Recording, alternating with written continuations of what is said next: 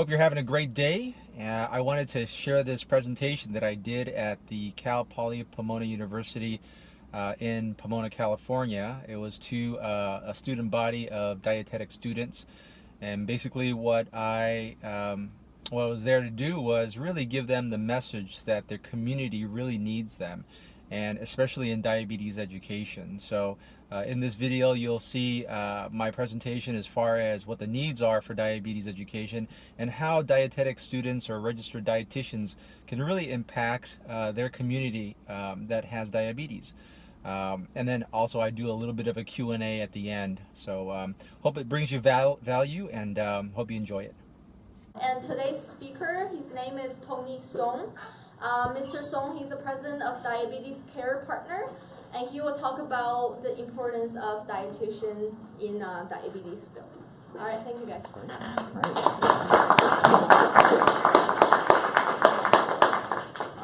Thank you guys. So my name is Tony Song, and I'm here to give you kind of an idea of what your role in, and I'm assuming that most of you are dietetic majors or minors or in this field. I really wanted to give you an idea of what's out there for you, so that when you leave here, you know you have a little taste of what fields to get into.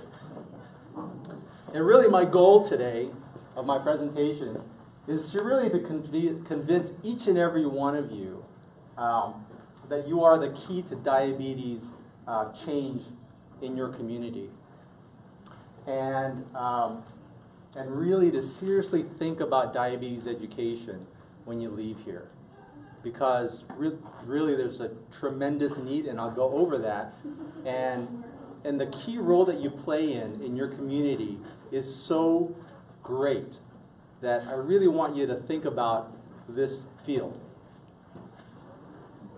So a little bit about me. So like I was introduced, I'm Tony Song, CEO of Diabetes Care Partners. It's a diabetes education company based out of West Covina, and we've been doing diabetes education for 15 years.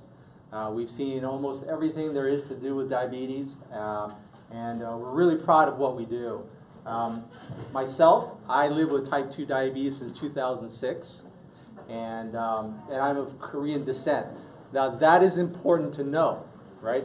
Because most of us probably in this room are of ethnic descent, whether it be Hispanic, Asian American, African American, and really we have a high prevalence or rate of diabetes in our community. And so if you come from these communities, and especially if you speak the language, you are so important to your community, right? I think we all get into healthcare for different reasons. I'm hoping that most people that get into healthcare is getting into it because they really want to make a difference in somebody else's life. That is the goal. That is the focus. You get into healthcare because you're taking care of somebody else, emotionally, physically, nutritionally, right? So you're doing these things, and if you are coming from that ethnic group, I think to a certain degree, I hope, you have a responsibility for your community to take care of it. And then, just to, I'm not perfect. I own a diabetes center, but yet my A1C, when I started off, was 8.2. And I'm not sure if everybody knows what an A1C is. Raise your hand if you don't know. Okay, so just to give you a little brief about A1C. So A1C is the marker that you get when you go to the doctor's office. They pull some blood out of you, take it to a lab, and they give you this percentage, right? And the percentage is telling you what you've done for the last 3 months. And that's an A1C. The higher the number is, right, that means the average of your blood sugar over that 3 months has been high.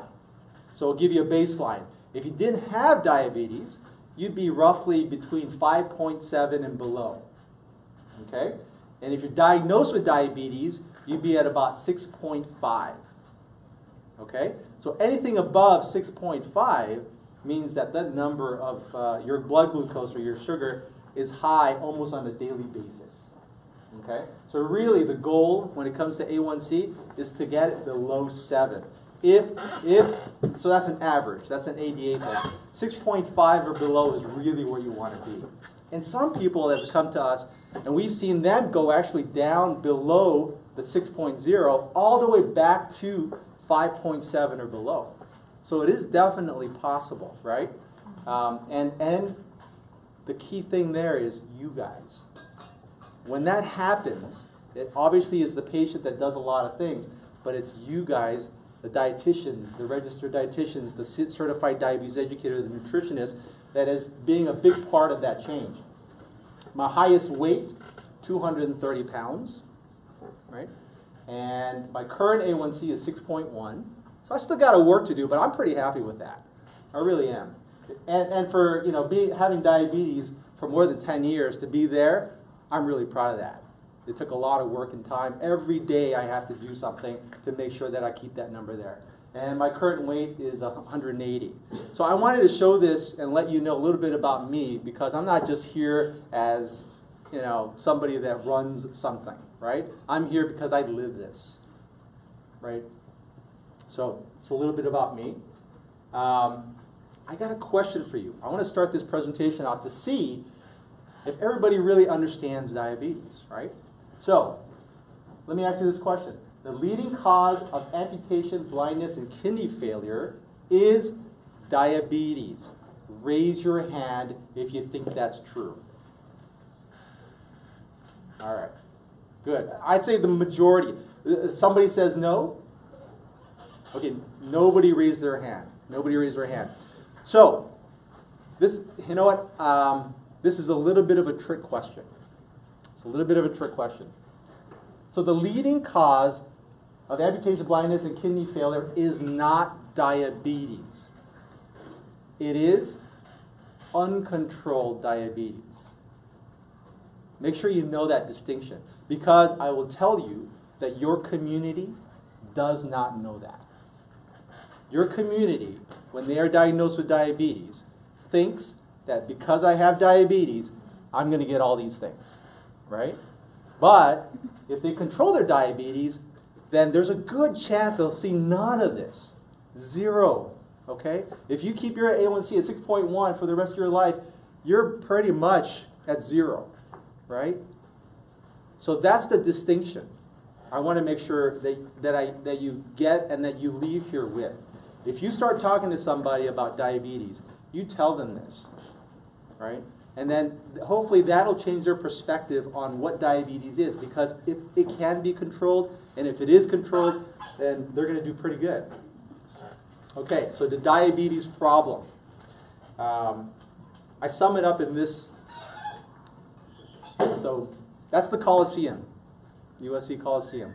It holds 80,000 people at its capacity, right? 80,000. First of all,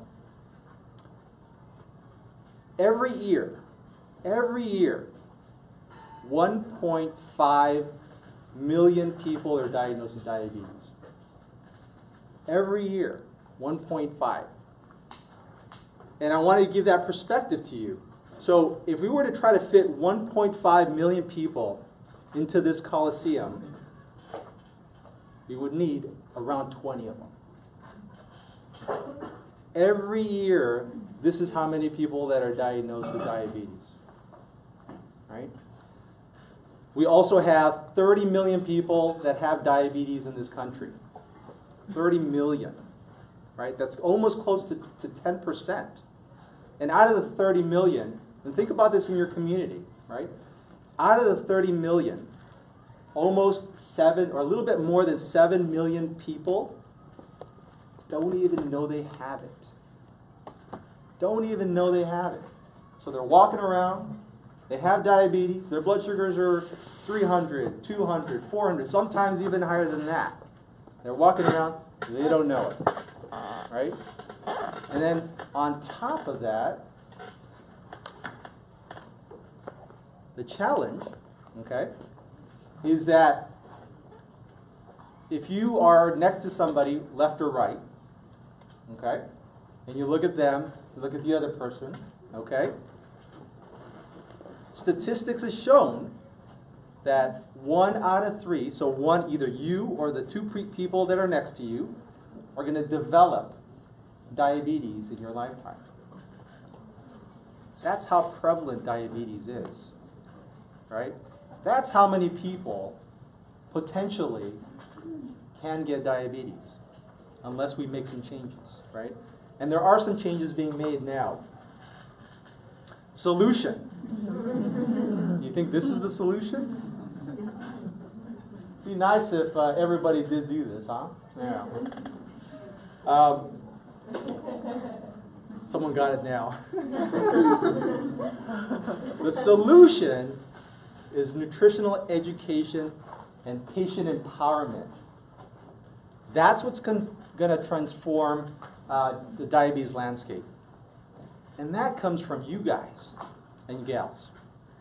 It comes from you because you're the ones that are learning this. And when you go out, you're going to give that information. But what I want you to do also is to give that information in an empowering way, right? It's not just about information, because someone can read a book, right? They can get that information from somewhere else. But if it's coming from you, what I want you to do is empower that patient to really understand it and make it their own, right? Because that's really what's going to make a difference. I want to show you this. It's kind of interesting. So, I'm sure nobody here remembers the 1950s. But in the 1950s, that was the size of the burger, french fries, and drink. Okay? 7-ounce drink, 3.9-ounce burger, 2.4-ounce french fry. So basically, if you were to try to translate it today, it'd be a Happy Meal. Right? You go up to McDonald's window and say, I want a drink, french fries, and burger. They're going to give you a Happy Meal in the 1950s. So now, you can see how much more food we're given. And the scary thing is, for a lot of us, especially if you think about somebody that's born now, their normal is a thing on, right? The big one. That's their normal. They've never seen this small thing on a regular basis. And this is not just McDonald's, it's everywhere else that you go to, right? Supersize everything, right? Yeah. So more and more, it's so important about nutrition because everybody's eating a lot more too, right? And the kids are growing up that way as well, so they really need that support and information from you. So with diabetes education, some people say, well, does it really work, right? So diabetes education has shown to decrease hospital readmissions. Just the fact that you gave somebody information in an empowering way decreased their chance of getting readmitted to the hospital. I mean, that's huge. Those are words that you're creating. That's all it is, ideas and words when it comes to education, right? Here's another statistic. Patients that have diabetes education have 3 times less incidence of amputation. If you gave them education and empowerment about their diabetes, you decrease their incidence of amputation by 3 times. 3 times. That is huge, right? And so we talked about A1C. So if you decrease your A1C by just 1%, right? So if I was at 9, I went to 8, or I went to 8 to 7, right? I decreased my risk of all the complications by 40%. 40%. And all this can be achieved by ideas, words, and empowerment. We're not talking medications, although medications will do it too, right?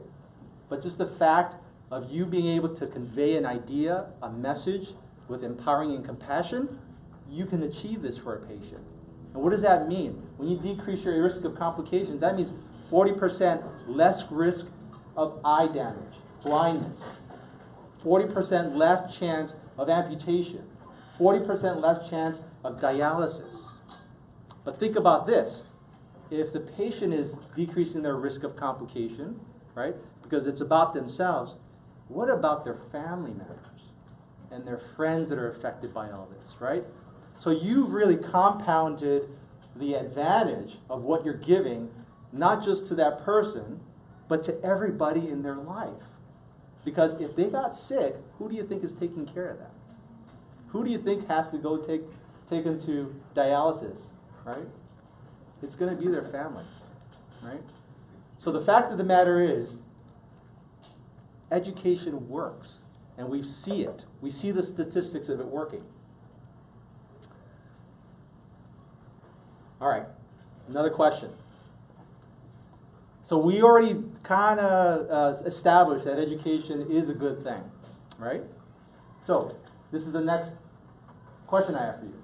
Patient diagnosed with diabetes that received diabetes education. Do you think it's 85%, 50%, 22%, 15, or 7? So raise your hand if you think it's 85%. So nobody. 50%. All right, we got like 22%. All right, now we got about a third of the class here. How about 15%?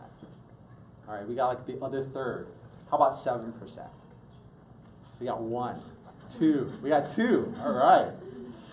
Well, we'll give you guys a clap. You are right. You are right. Wow. 7%. And this is a CDC study that was done to see how many people actually got diabetes education when they were diagnosed that had private insurance. 7. Actually, this is the actual number. It's less than 7. 6.8% people receive comprehensive diabetes education. So where's the disconnect, right? Oh yeah, question. Hey, if you guys have any questions, please bring it up, because I mean, I'm here to really try to create value for you guys to really understand this field, and by the time I leave, I want you to really understand. And if you have any questions, I want to open it up to you. Yeah. What's the question? It was more of a comment. I know at the hospital I volunteer at, like, there's not a cap off to the patient to dietitian ratio, so it's hard for them to get in and do which is kind of sad. It would be nice if there was more dietitians available to be able to, or more of a cap offs to the dietitians. Wouldn't that be nice? Yeah. Wouldn't that be nice? It's sad. Well, so I mean, let's kind of take a tangent on that. The reason why usually that happens, obviously, at least what I've seen, is a combination of this, just the belief of diabetes education. But the other thing is, really, it has to come from the top. The top has to realize that education is the foundation of health, right? And I'll give you a really terrible story. So I used to work for Eli Lilly. I don't know if you guys. It's a drug company.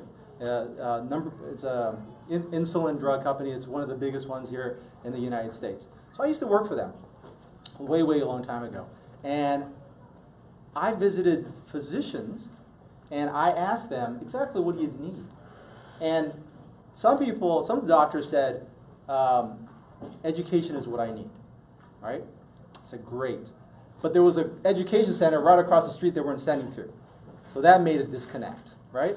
Others said, and this was really bad, others said, because I brought it up, I said, why aren't you sending your patients to education? I think that's a great idea. The doctor would say, my patients aren't smart enough. Wow. I'm not kidding you. My patients aren't smart enough to understand this, right? So, I mean, that in itself is a huge barrier again, right? So, it really makes me mad. I don't want to say the other word, but makes me mad that is still the case with some people, right? And so, in some respect, that has to get over. And I've seen hospitals that really embrace education, and everybody that's diagnosed with diabetes get the proper education. We're not just taking 1 hour or 2 hours of education. It's a multitude of sessions, right? Because more than likely, if they're in a hospital, they're probably not in a mindset to learn anything, right? They're probably either sick, hurting, they want to go home, they want to be with their family. All these things are in their mind. So the last thing they really want to know is, what's a carb? Not really, right? But there will be a time and place for that patient to really get that information. And it really depends on the organization whether they want to make sure that is a priority, right? Yeah. I had another question up here. Somebody raise their hand? No? Okay, good. All right, so I'm excited to say that with education, it used to be within your four walls, right? It used to be that the patient came to you and saw you face to face, which creates a limitation as far as who can get this service. It'd be great, I mean, it's great that you live here in the big city, right? In West Covina and Pomona, and you have access, but there's a lot of people that live very, very far away, even in different countries, right? We were just talking about China. Different countries that don't have access. But you know what? The internet changed everything, right? It did. And what we do is we bring education to the community. And you can see the little screen on every one of those. Those are all different clinics that we go to. And our educators, it's almost like a Skype, right? They'll go on a two-way video conferencing system, and they'll see their patients. I have a CDE RD that lives in Vermont that sees patients down in Calexico, right? I mean, this is unique. I mean, this is the frontier when it comes to education as well. I'm sure you guys probably do some online education here as well.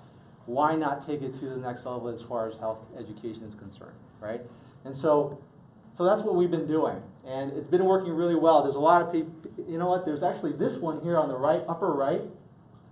That is at a. So you know, we talk about like access, but that one in the right is actually right in the smack of downtown LA. So you would think, oh, downtown LA, there's a lot of physicians, there's resources, right? Not the case. Not the case, right? And so there's a lot of places that really need it. If you ever want to become an educator, this is really what makes you a great educator. Right? Great educators have great empathy. Empathy, right? And understand that the patient's belief is what's most important. It's not your belief, it's your patient's belief. And it's your job to give them information if it's not a right belief, right? But you have to also validate the belief, right? You can't discount it, right? If a patient comes to you and says, you know, I think I took care of my diabetes. I've been taking this route, right? You gotta validate that. You cannot say to them, there's no way that could be done, right? Because if you do that, their mind's just gonna turn off. They're not gonna listen to you, right? And so, really, it's important that you really understand their beliefs, right? So, I want to test that with you. Who do you believe lives with diabetes? There's 5 people out there. Unfortunately, I already told you about myself. So, who do you think has diabetes? Raise your hand if you think it's Tom. No? How about Hallie? Okay, a couple, 3, 4. How about Sally? All right, so like a third of you, okay? And Tony, you know, okay, so let's take that out. And then Gary. Okay. So this is one of our slides that we show during our program for our patients. And the majority of patients will say, well, yeah, Sally. Sally's the one that has diabetes. And why is that? It's because you're basing it on your own beliefs, right? You're basing it on your belief, right? Fact of the matter is, everybody but Sally has diabetes, right? Tom Hanks, you know, right? Halle Berry, Tom Hanks has type 2. Halle Berry has type 1. I have type 2. And Gary Hall, who's an Olympic swimmer, gold medalist, has type 1. Sally's the only one that doesn't have diabetes, you know? Sorry about that. She's the only one. If I tested her blood, right, it would be perfect. Her blood sugar would be perfect. And the reason why that is the case is because she was born with a fabulously perfect pancreas. She was given by her ancestors the best pancreas money could buy. Right? So, whatever she ate didn't matter. Her pancreas just shot out that insulin every time, brought her blood sugar down. Not a problem, right? So your perception of health, right, when it comes to diabetes, shouldn't be Sally. Okay? Because I could find, again, I mean, you look at Gary. You'll say, oh, well, there's no way he could have diabetes, right? So when you go out in the field and you start taking care of patients, whether it be in education or anything else, always keep that in mind. Ask the patient, right? Don't have your own biases get in the way sometimes. Because I think that's what causes a lot of, let's go back to the comment about the doctor. The doctor telling me that the patient isn't smart enough, right? That's the bias. It truly is. And that prevents so many other of his patients to really get the benefit of diabetes education, right? So don't let that happen to you. We can all become cynics over time in healthcare, unfortunately, right? And to be a diabetes educator is probably, and I don't want to sugarcoat anything. Being a diabetes educator is a very hard job, very hard, in the sense that you're going to see people that just don't want to change. And no matter what you do, they don't do anything, right?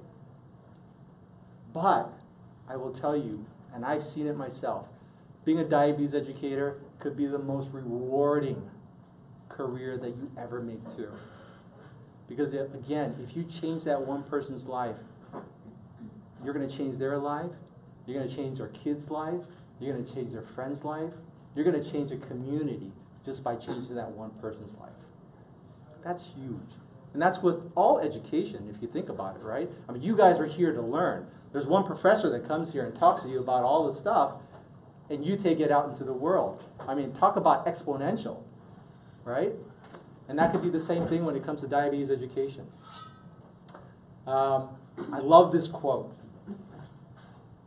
So even in this high-tech age, this low-tech plant continues to be the key to nutrition and health. We have all these great apps, right? We have all these things technology-wise, even the telehealth, you know? But what it comes down to is this plant. And you guys are learning about this plant, right? That's it. Thank you so much. Any questions? I wanted to make sure I left some time to ask questions. Yeah. You talk a lot about, helping people not get stuck once they do have diabetes. Right. What do you say is something we can focus on for prevention? Right. As far as like educating on prevention, is it teaching kids like what to eat, like all the way down? Right. I mean, there's so many avenues to hit on that prevention, right? Yeah. I mean, you got to definitely start with the kids, but who's feeding the kids? Yeah. Right? So you always have to go back to the parents, you know? And things have changed. I mean, over the last, 3 years now, the CDC has created this thing called Diabetes Prevention Program. I don't know if a lot of you have heard of it, right? It's actually a multi-month program that patients that have Medicare can enroll in that is covered. And it wasn't covered before.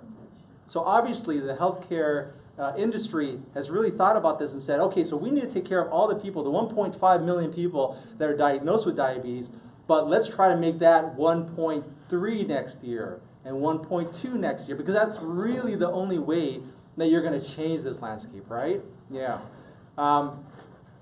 So really, it's weight, weight management, really nutrition, and I'll tell you, it's that slide I showed you of the 1950s portion and what we're eating now, right? What I see in our practice, that is the number one thing. If somebody sees the correlation of that, if I eat not as much, my blood sugars become better, and they continue that throughout their life, you can almost guarantee they're going to start seeing improvement, right? But it's hard, because if you live that way for the last 5 to 10 years, and that's your culture, right? You go to dinner with your mom and dad and grandmother, grandfather, and they're eating large portions because they're so used to it, you're going to start doing it too, right? That's really hard. But that's really what has to happen. And I think I think the best way to do that, it's hard, but it's one patient at a time. It really is. You know, I mean, apps are great. You can get a lot of people, but truly, I mean, the way I think of it is, if you can change one person at a time, that one person is going to hopefully change 2 other people, 3 other people, 5 other people, right? Their family's going to change, right? That's how you're going to make the big change, right? But it's the hard way to do it. Yeah. I have 2 questions. Is diabetes completely reversible? And Great question. also, I've heard arguments made, like, who's the culprit? Like, we know when your blood sugar is high, some people argue that it's protein is to blame, like too much protein, and then people Right. say it's too much Right. glucose, Right. there's starch. Right. So Okay. So as far as your second question, I don't think there's really an answer, to be honest, right? They have different theories, and now, you know, there's type 1, type 2 that you guys all know about, but really, now they've found there's tons of more types, right? I think there might be up to 5 to 6 different types now, right? And they all have different mechanisms on how they work, right? So I don't know if there's a particular answer to that. I think they're working on it, right? But what we have seen is a lot of it really is insulin resistance. And what causes insulin resistance could be a whole session too, right? Whole lecture about that. But if you could decrease insulin resistance, then we see better improvement of blood glucose, right? And what was your first question? I forgot. is it reversible? Reversible, yeah. So in our experience, we have seen patients start off with, let's say, we've had patients start off with even 9s and 10s, bring it down under 5.7. Under 5.7. But it took a lot of work, you know. And when they get there, we have seen patients, for one reason or another, usually it's something a life thing that happens to them, whether it be stresses, they lose their job, things like that, right?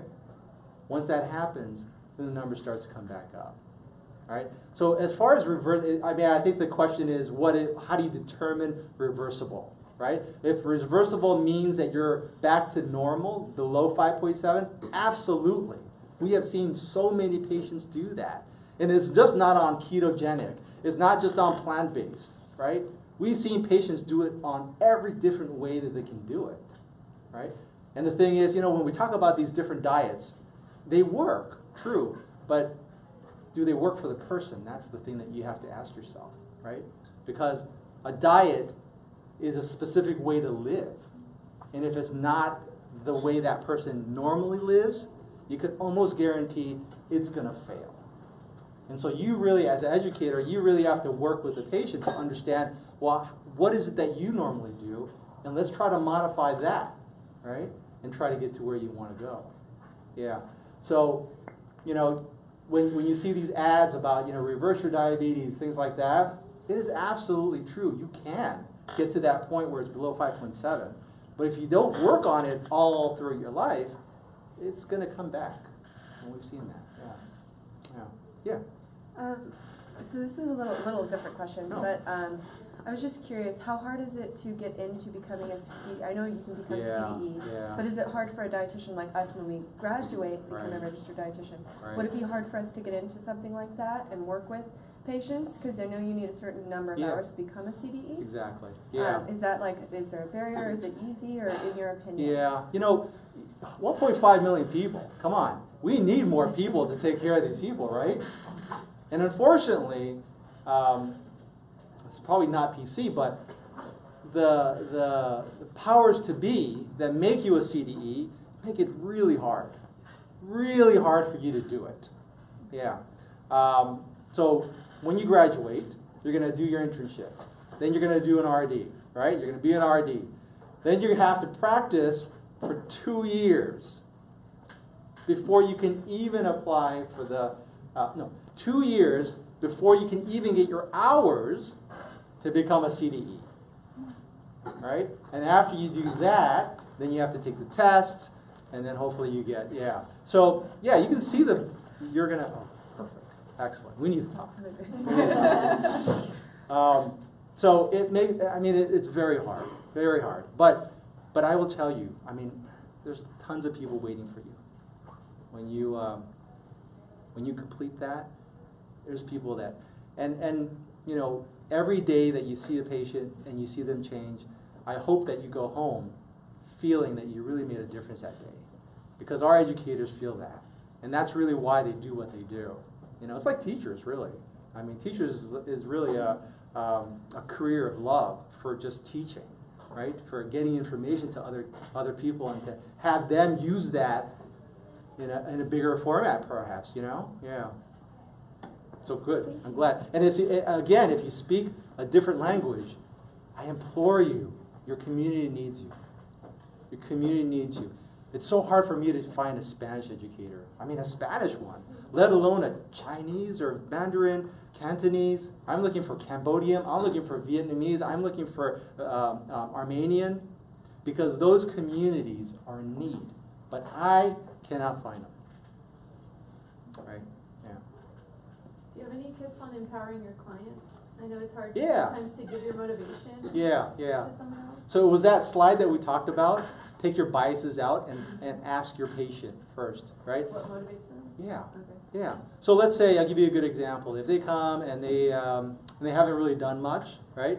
The question is, what can you do? Yeah. So I like to use an analogy, and it's hard for patients to really understand this. But like when you work out, people go to the gym, right? Yeah, you guys go to the gym. Let's say you haven't gone to the gym for a while, and you go to the gym, okay? And you pick up some weights. Give yourself a couple pumps. You're there for half an hour. You go back home. You get in front of the mirror. What do you see? You don't see anything, right? You don't see any change, but you did the work, right? You were there for half an hour. You're expending energy. And you get home and you look and you're like, "But nothing," right? Right? Nothing. You go back the next day. You do the same thing. Come back, nothing. But I can guarantee you that if you did that for the next 3 months to 6 months, and you came back in front of that mirror, you would see the change, right? That is diabetes education and a patient's mindset when it comes to their diabetes. Because they can do all these things, right? They can do all these things, and what they see is nothing. You know, there's a Dr. Polanski down in San Diego that says it that way. I mean, it makes sense. You do all this hard work. You prick your finger, get your blood, you take your meds, you eat right, you exercise, and then what do you get? You get nothing. But nothing means no complications, right? But the only way that you're going to know that something is happening, and diabetes is unfortunately one of those diseases that you don't know what's happening inside unless you get tested, right? Either you have a blood sugar reading or you go and get your lab done. Without that, you don't know if really the things that you're doing are working, right? But if that number looks really good, then you can almost guarantee you've decreased your risk of complications by tons, right? Yeah. You have to encourage your patients to continue, right? But also to find out those little small steps. I mean, small steps, right? If they can't exercise because they get bad knees, is there a possibility that when you're watching Judge Judy, can you move your arms? Can you move them? Perhaps, right? That little bit is more than they've ever done. And let's work on that first, right? So it's like dieting. It's almost the same thing. When you get like a diet, then you're like, oh, I'm going to jump right in, right? You go into it, ketogenic. You just eat everything, protein, right? That's going to fail, right? If you take small steps to get where you want to go, there's more chance that you're going to stick with it. And the mindset for a patient that has diabetes, when they're newly diagnosed, is exactly that. I'm going to switch my life 180 degrees, right? And some people, it does work if they already have the mindset to do that. But if they don't, guaranteed after a little bit of time, they're going to start not wanting to do those things, right? So small steps over a long period of time is what's going to make the big difference, right? Yeah, and you got to convince them of that. Yeah, make sense? Yeah. Okay. Good. Any other questions? I have a trainer Because your body is not Amazon Prime. Your body is not Amazon Prime. There you go. Exactly, that's a great one. Yeah, yeah. What is the clientele? I know you're working with diabetic patients, but like what socioeconomic level, like all different levels, or Right. what do you normally primarily work with your business? We work with the whole range. We work with LA Care, which is mostly Medi-Cal, yeah, underserved population. We work with them all the way up to patients that have PPO that have a Cadillac plan, and then in between for people that are with just HMOs, right? And I will tell you that each and every one of those demographics is different. Different in the way they react to diabetes education, different in the way they access healthcare, right? Because you might be able to give them all that information, but yet, if they're not able to get the things that they need, whether it be medication, whether it be specialists, whether even just to see their doctor, we've seen that be a barrier too, right? Yeah. So there's when it comes to healthcare, unfortunately, it's very, very complex, right? But the simple matter of the truth is, to change diabetes, it really has to start with the patient. I don't care how good the services are behind. If the patient isn't convinced that they want to take care of themselves through ideas, education, empowerment, then nothing is going to change with that patient. Even if you have the highest tech stuff and the best specialist, if that patient is not on board, nothing will happen. And that can only happen through you guys. Nothing else, right? Yeah. So, great question. Okay. I guess I don't know how much time I have, but 4 minutes. oh, look at that. I love it. Okay. Yeah, we got one more. Do you ever use like the diabetic nutrition system, or is it too complicated, or is it need? Great question. So again, it's about the patient, right? We teach it because it's kind of the de facto, I guess, right? But we realize that there's some patients that just won't understand that, right? And we have patients that come that can't even read, right? So in that case, you really have to give them some different tools. So I'll give you some really good examples that if you see patients this way. The first one is a plate method, right? Plate method is great. And if you have a plate that you can give them that shows you this, that's even better, right? So the plate method, everybody familiar with the plate method? Yeah? Okay, good. That is really good because it's a physical thing that they can see, and they can put their portions on there, and then that's, they're going to be within the... But the other thing is, there's another thing called the fist method too, right? Like portions of fist means portions of carbohydrates, things like that. But I'll even give you one better to take, okay? I want you to leave with a lot of stuff here. I only got 3 minutes or 2 minutes now. One of the best ways to teach a patient about their diabetes and portion sizes, right, isn't necessarily to tell them about portion sizes and to tell them they have to have this much, right? The way you get to a patient is you tell them, eat what you normally eat.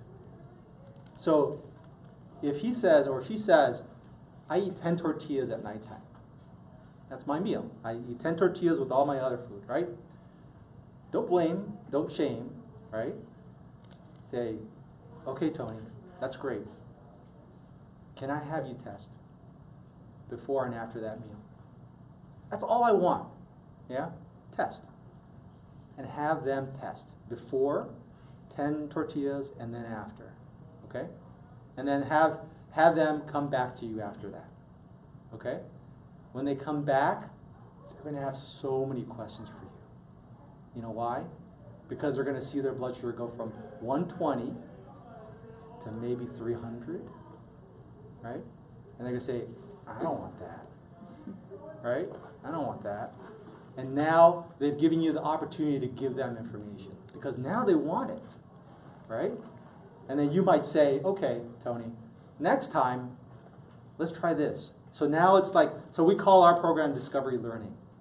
And it's discovery learning because we want the patient to discover this. We're giving them information, but ultimately, if they discover it for themselves, that is how they're going to learn, right? And then you might say, make a suggestion. Tony, do you think you could do 5 next time and test?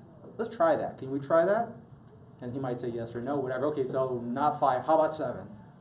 Right? Whatever. Right? Compromise. Get to that point, and then have him test before and after. Bring that back.